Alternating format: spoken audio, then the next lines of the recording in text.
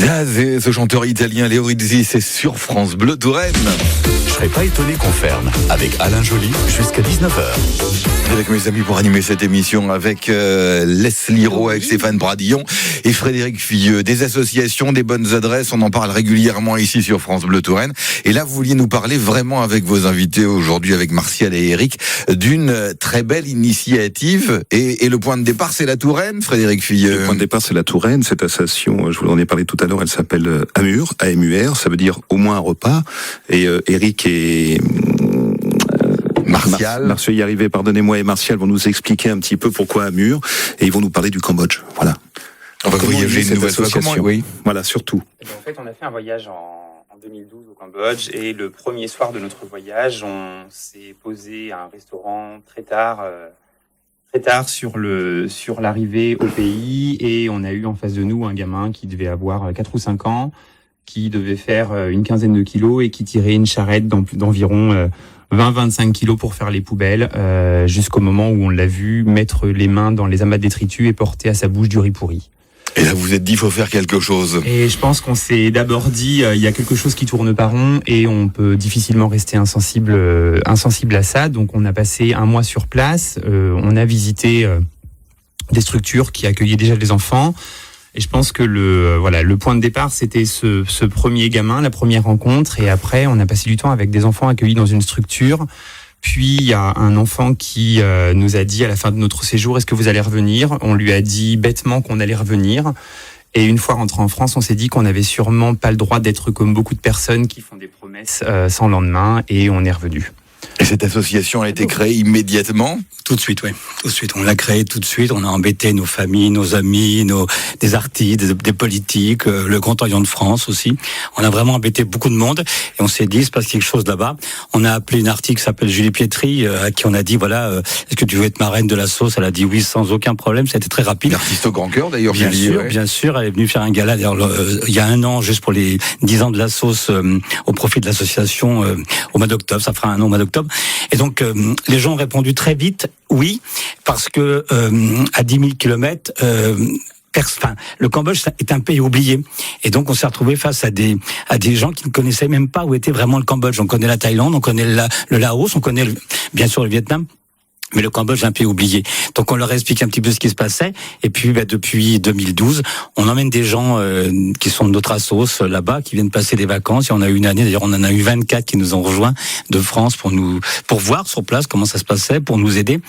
Donc voilà. Donc l'idée pour nous, elle était de se dire qu'il est impossible de laisser aujourd'hui, à notre époque, un enfant qui bouffe pas ou qui meurt de faim, quoi. Et cette association a plusieurs axes ou uniquement lutter contre la précarité, entre guillemets, alimentaire ? Alors en fait, au départ, nous, on est intervenu sur une structure déjà existante et on a commencé à mettre en place des distributions de repas sur les bidonvilles de la capitale. Ça a été la première action et c'est des choses qui perdurent encore aujourd'hui. Et puis en 2017, on a rencontré la fondatrice d'une école qui s'appelle Sopoine, enfin la fondatrice, pas l'école. Et elle était sur le point de fermer l'école parce que faute de financement, abandon des sponsors. Et donc en 2017, on a repris progressivement le financement de l'école jusqu'à arriver à un financement intégral qu'on a très largement développé puisque en 2017, on était sur des sommes qui étaient de $1 500 par mois et aujourd'hui, on est sur du 4 500 $ mensuels. Donc en fait, on s'est très vite pris d'amour pour ces enfants. On a très vite pris conscience aussi que l'éducation, c'était l'une des plus grosses armes pour leur donner un meilleur avenir et essayer de ne pas sombrer dans des projections beaucoup plus sombres telles que la prostitution. Enfin voilà, tout ce qu'on peut s'imaginer de pire. Et puis, et aujourd'hui, est-ce qu'on peut vous aider en Touraine ou depuis la Touraine ? Alors oui, c'est aussi le but de leur visite. On peut nous aider. On peut les aider. En fait, on a pris conscience assez rapidement en voyant les petits frères des enfants qu'on avait à l'école que il y avait des grosses carences et beaucoup de lacunes. L'école au Cambodge est obligatoire à partir de 6 ans, donc ce qui correspond à un CP chez nous. Et nous, on avait tous les petits frères et petites sœurs qui étaient à la grille de l'école, qui n'avancent pas plus loin. Et c'est des enfants qui sont souvent dénutris, qui ne font qu'errer dans la rue. Donc en fait, on a pris parti avec Julie Pietri d'ouvrir une classe maternelle. Et le projet s'est mis en place depuis 1 an et demi. Les travaux ont démarré là il y a quelques semaines maintenant. Ça avance plutôt bien. Donc la classe maternelle Julie Pietri va accueillir 10 enfants de 4 à 6 ans. à partir de la rentrée janvier 2024. Donc en fait, c'est un gros budget pour l'association, puisque là, on est sur des sommes d'investissement qui sont à hauteur de 30 000 euros pour pouvoir monter les bâtiments, mettre en place le premier lancement, et après, on va arriver sur d'autres sommes à hauteur de 8 000 euros. Comment on peut vous aider maintenant aujourd'hui? Quels sont les supports que vous avez pour qu'on puisse participer, pour les dons, pour les... Eh ben alors là, on a une cagnotte en ligne sur la mécènes. plateforme Helloasso.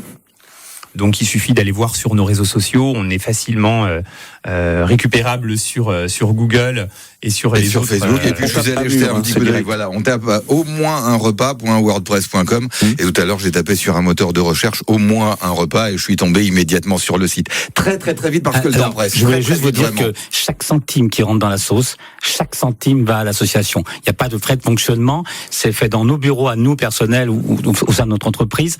Tous les bénévoles, tout le monde, nous compris, quand on va au Cambodge, c'est de notre argent personnel. Il n'y a pas un centime de frais de fonctionnement qui sort de la sauce pour aller payer. Voilà. Merci d'être passé par chez nous. Merci.